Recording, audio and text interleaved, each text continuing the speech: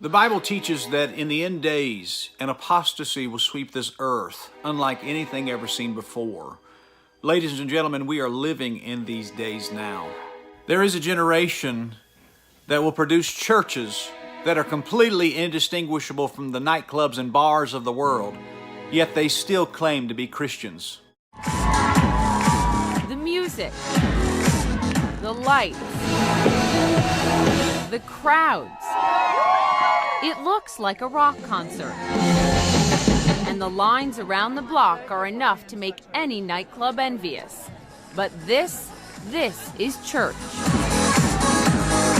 There is a generation of Christians that are completely indistinguishable from the lost heathen world in their personal appearance, yet they still claim to be Christians. I'm gonna walk down this runway. Bucket list. He seems to revel in the spotlight, but Lentz would prefer you focus on his preaching rather than his wardrobe. He says he's been blocked from visiting inmates because prison staff thought he looked more like a criminal than a cleric. There is a generation of Christians that simply cannot give a straight answer to even the most basic Bible question, yet they still claim to be Christians. Do you believe that only Christians can be in relationship with God?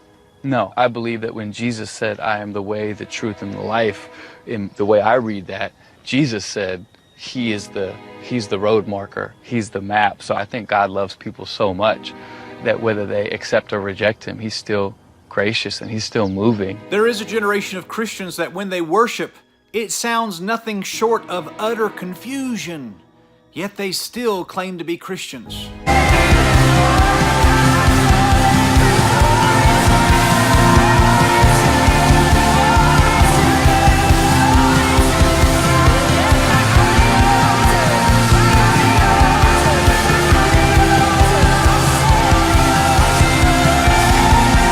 There's a generation of Christians that actually cuss while they're worshiping God, and yet they still claim to be Christians.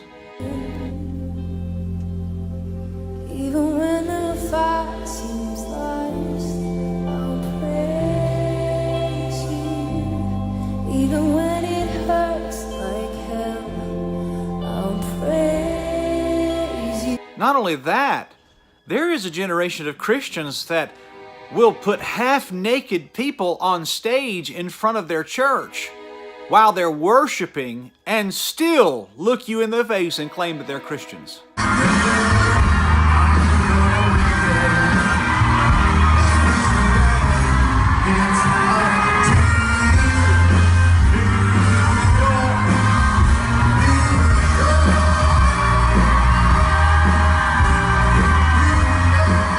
There is a generation of Christians that lives such immoral, loose lives that even the world is taken back that these people claim to be Christians, and yet they still claim to be Christians.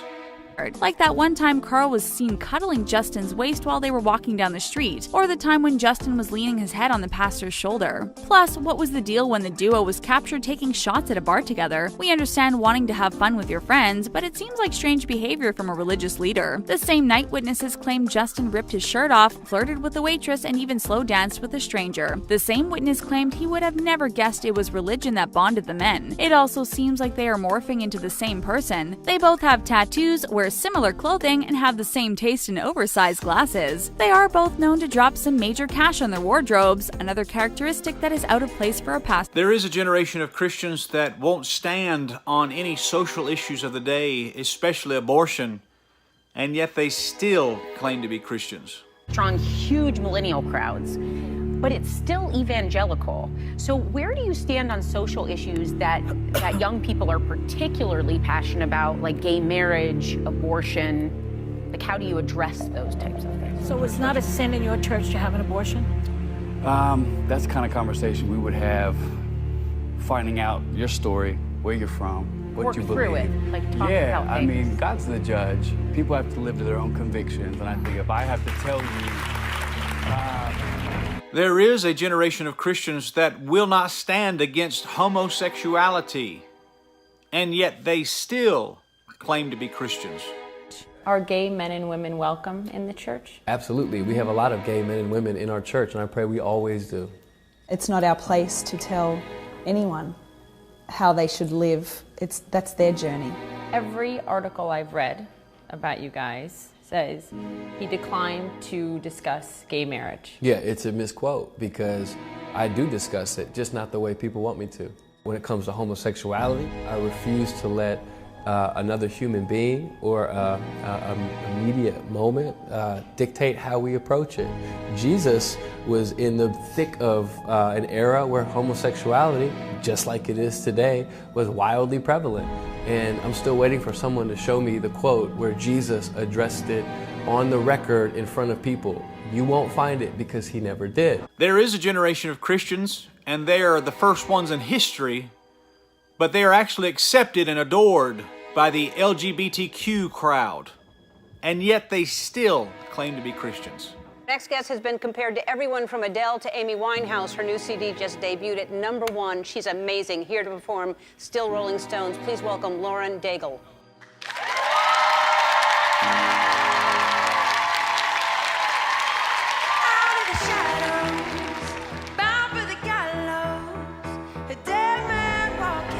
There is a generation of Christians that claims that they love God and respect Him for who He is, yet use wildly irreverent terms when speaking about Him, and yet they still claim to be Christians. And at that point, it was my 8th year. And so I was like, okay, Lord, I got you, boo. And so I just kind of went into a little season of rest. And ladies and gentlemen, it's time that Christians wake up and realize that Satan is not walking around with red horns and a pitchfork. Satan's wearing a leather jacket, and he's standing behind a pulpit. And it's also time that God's people realize there is a huge difference between Bible-believing Christianity and this Hillsong stuff, which is nothing more than a mixture of modernistic Protestant Pentecostalism, New Age religion, and charismatic apostasy. But then again, who am I to judge? I'm just a guy with a Bible. God bless you.